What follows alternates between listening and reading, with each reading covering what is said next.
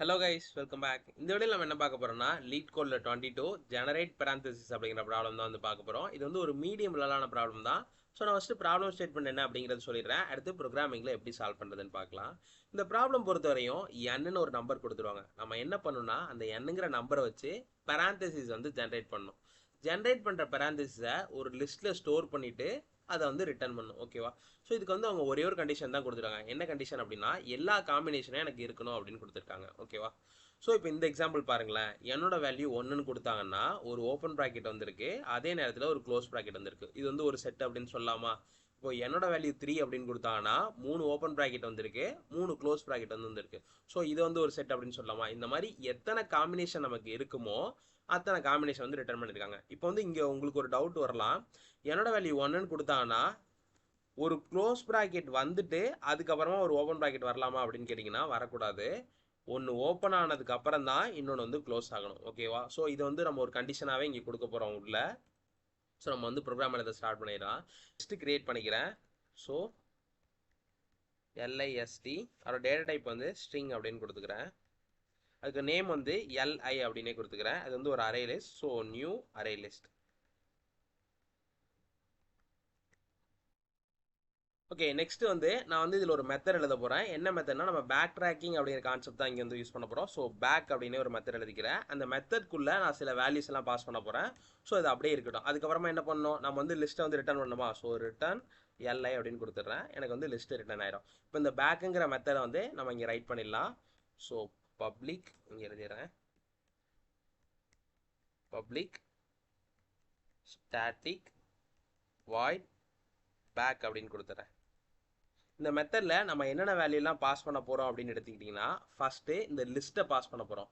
So அதுக்காக list string LI அப்படின்னு கொடுத்துட்றேன். அதுக்கப்புறமா எனக்கு டெம்ப்ரவரியாக ஒரு ஸ்ட்ரிங்கை ஸ்டோர் பண்ணி வைக்கிற மாதிரி வேணும். எதுக்காகனா இப்போ இதுக்குள்ளே பாருங்களேன், இந்த லிஸ்ட்டுக்குள்ளே எல்லாமே ஸ்ட்ரிங்காக இருக்கா? ஸோ நான் டெம்ப்ரவரியாக ஒரு ஸ்ட்ரிங்கை ஸ்டோர் பண்ணி வைக்கணும்.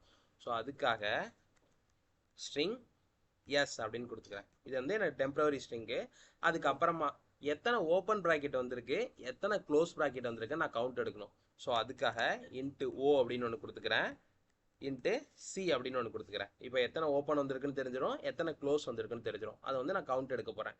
அதுக்கப்புறமா நம்ம வந்து எத்தனை ஓப்பன் வரணும் அப்படின்னா நமக்கு என்ன இன்டீஜர் இங்கே Nல இருக்கோ அத்தனை ஓப்பன் தானே வரணும். ஸோ அந்த எண்ணை வந்து இங்கே பாஸ் பண்ணிக்கிறேன். ஓகேவா? இப்போ நம்ம மெத்தட் எழுதியாச்சு, இங்கே மெத்தடை கால் பண்ணியாச்சு. ஸோ அந்த மெத்தடுக்கு நம்ம வேல்யூலாம் பாஸ் பண்ணுமா? LI வந்து என்னோட ஃபஸ்ட்டு லிஸ்ட்டு. ஸோ லிஸ்ட்டை நான் பாஸ் பண்ணிக்கிறேன். அதுக்கப்புறமா ஒரு ஸ்ட்ரிங்காக நான் வந்து ஒரு எம்டி ஸ்ட்ரிங்கை பாஸ் பண்ணிக்கிறேன். அதுக்கப்புறமா ஸ்டார்டிங் வந்து 0, எண்டிங்கும் வந்து எனக்கு 0 இருக்க மாதிரியே கொடுத்துக்கிறேன். இனிஷியலாக எனக்கு 0 தான் இருக்கணும். அதுக்கப்புறமா என்னங்கிற எனக்கு என்ன இன்டீஜர் கொடுக்குறாங்களோ அந்த இன்டீஜரையும் நான் உள்ளே பாஸ் பண்ணிக்கிறேன். ஓகேவா? இதுக்கப்புறமா நம்ம வந்து ஃபஸ்ட்டு என்ன பண்ணணும், ஒன்று ஓப்பன் ஆனோட தான் இன்னொன்று க்ளோஸ் ஆகணுமா? ஸோ அதுக்கு நான் ஒரு இஃப் கண்டிஷனில் ஓப்பன் இருக்குல்ல, so O less than maximum, அதாவது இந்த N இருக்க வரையும் எனக்கு ஒரு ஓப்பனை வந்து டெம்பரவரியாக ஆட் பண்ணிட்டே வா அப்படின்னு கொடுக்குறேன். ஸோ அதுக்காக இந்த மெத்தடை நான் மறுபடியும் கால் பண்ண போகிறேன். பேக் LI கமா வேல்யூ நான் பாஸ் பண்ணுமா? இப்போ வந்து நான் ஸ்ட்ரிங்கை பாஸ் பண்ணணும். எந்த ஸ்ட்ரிங்கை பாஸ் பண்ணணும்? ஆல்ரெடி நான் இங்கே எம்டி பாஸ் பண்ணியிருக்கேன். ஸோ இங்கே வந்து நான் எம்டி பாஸ் பண்ணக்கூடாது, ஒரு ஓப்பன் ஆட் பண்ணிவிட்டு பாஸ் பண்ணணும். ஸோ எஸ் ப்ளஸ் ஒரு ஓப்பன். ஓகேவா? ஆட் பண்ணியாச்சு. அதுக்கப்புறமா எனக்கு ஓப்பனில் ஒன்று வந்து இன்க்ரீஸ் ஆகிருக்குமா? ஸோ O+1 அப்படின்னு கொடுத்துறேன். க்ளோஸில் எனக்கு எந்த சேஞ்சும் இல்லை. ஸோ C அப்படியே தான் இருக்க போகுது. அதுக்கப்புறமா இந்த N இருக்குல்ல, N வந்து என்னது, எனக்கு கவுண்ட் செக் பண்ணுதா இங்கே மேக்ஸிமம். ஸோ N அப்படிங்க கொடுத்துக்கிறேன். ஓகேவா? இப்போ வந்து நம்ம இந்த மெத்தட் எழுதியாச்சு, அதாவது இஃப் கண்டிஷன் எழுதியாச்சு. ஸோ சேம் இதே மாதிரியே நம்ம க்ளோஸுக்கு எழுத போகிறோம். ஓகேவா?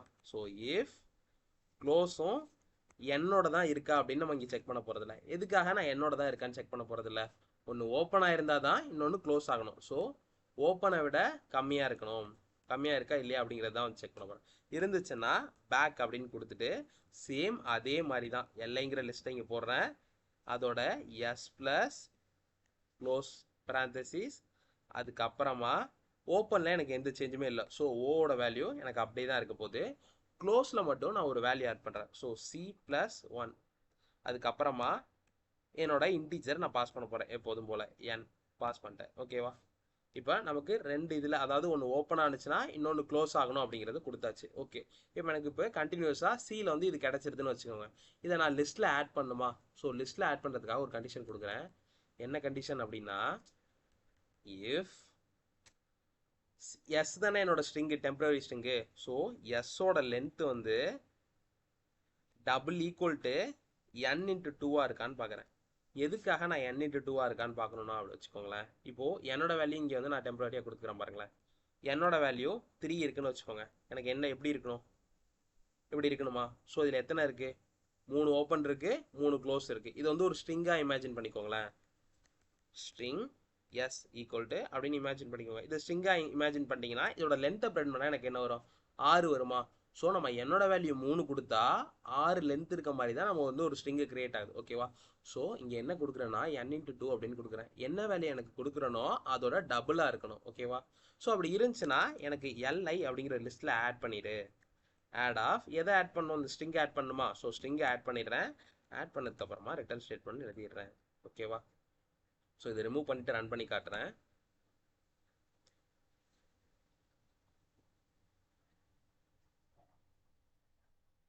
ஓகே, எஸ் டாட் லென்த் இங்கே ஓப்பன் பிரான்ச்.